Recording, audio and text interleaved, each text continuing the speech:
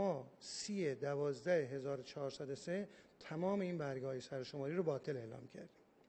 و در سایت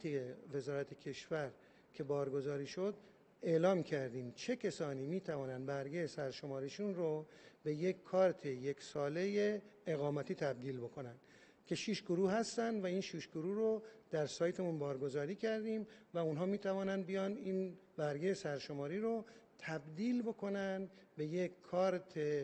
اقامتی 1 ساله و اون کارت اقامتی 1 ساله هم بستگی به شرایط اون افراد داره. اگر ما نیاز داشته باشیم، اگر رفتار اونها منطبق بر قانون باشد، امکان تمدیدش وجود داره. وگرنه این تصوری که وقتی به یک کسی یک برگه‌ای میدهیم و تصور میکنه که تابعیت گرفته، یک تصور اشتباهی است که در ذهن بعضیا ایجاد شده و من اعلام میکنم ما دیگر امروز عنوانی با عنوان برگه سرشماری به عنوان یک هویت قانونی در کشورمون نداریم.